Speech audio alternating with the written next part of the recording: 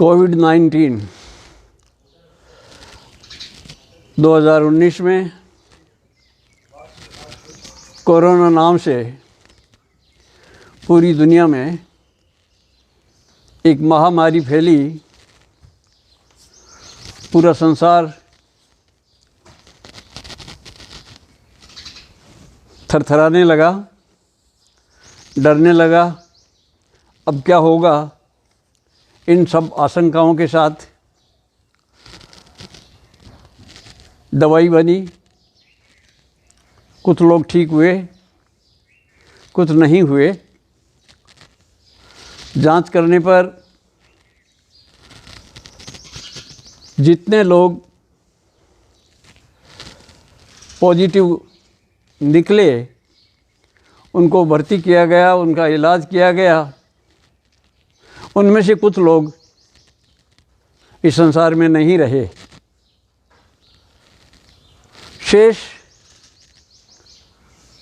जो मरते हैं वो भय से मरते हैं। सांप के नाम से ही लोग डरने लगते हैं, वैसे ही ये कुंडली मारे हुए ये कोरोना हमको डराने लगा। लेकिन ज्यों ज्यों समय निकलता गया लोगों का भय भी कम होता गया।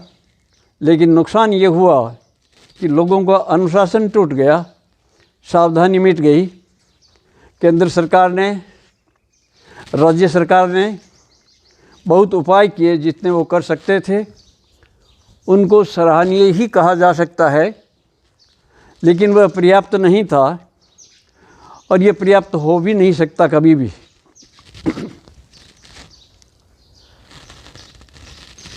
मैं स्वयं पॉजिटिव हुआ, एम्स में इलाज कराया, ठीक होकर के बाहर आया। अनेकों बीमारियों से घिरा हुआ मेरा ये शरीर जर्जर हो चुका है। डायबिटीज़ की बीमारी है, बीपी की बीमारी है, प्रोस्टेट की बीमारी है, हार्ट की बीमारी है। किंतु मैं इस आधार पर ये घोषणा कर सकता हूँ कि लोग बीमारी से कम मरते हैं। बीमारी के नाम से डरकर, बीमारी के भय से अधिक मरते हैं। डरे नहीं, मुकाबला करें। और डरेंगे नहीं तो रोग हमारा कुछ नहीं बिगाड़ सकेगा। ये हमारी इच्छा शक्ति पर, हमारे मनोबल पर, हमारे आत्मबल पर निर्भर करता है। और वह आत्मबल हमारा बना रहता है और अनुशासन भी बनाए रखते हैं। जो सलाह दी गई है सावधानी की, उन सबको अवश्य मानें, लेकिन डरे नहीं और अपने जीवन को खतरे में डालने का जानबूझकर प्रयत्न न करें। जो डिस्टेंस की बात प्रारंभ में कही गई थी वह धीरे धीरे भंग होने लगा। राजनीतिक पार्टियां रैलियां कर करके लोगों को गुमराह कर रही है कि राजनीतिक पार्टियों के में रैलियों में यदि कुछ नहीं होगा तो हमारे क्यों होगा। इस प्रकार की भ्रांतियां फैलती है। उनको भी अपने आचरण पर संयम रखना चाहिए। दुनिया को निर्देश देने वाले खुद निर्देशों को न माने। शादी विवाह में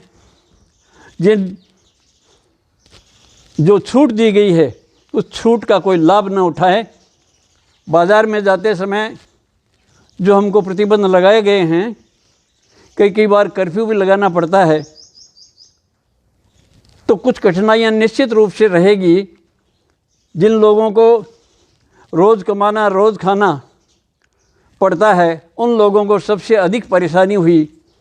उनके लिए सरकार को अवश्य सोचना चाहिए उसकी किस प्रकार से सहायता की जा सकती है। स्थानीय स्तर पर उसका प्रबंध किया जाना चाहिए।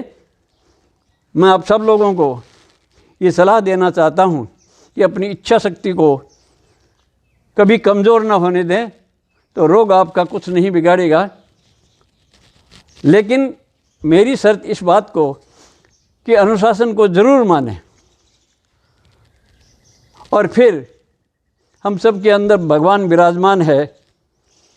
भगवान जो करता है वो श्रेष्ठ करता है, और इस बात करके परमात्मा की शरण में जाकर अपने आप को मुक्त कर लें तो निश्चित रूप से भगवान आपका कल्याण ही करेगा। लेकिन सबसे पहले आप अपना कल्याण करना सीख जाएं। स्वानुशासन से देश को अनुशासित किया जा सकता है, राष्ट्र को, समाज को अनुशासित किया जा सकता है। इन बातों को अवश्य ध्यान में रखें। जय संघ शक्ति।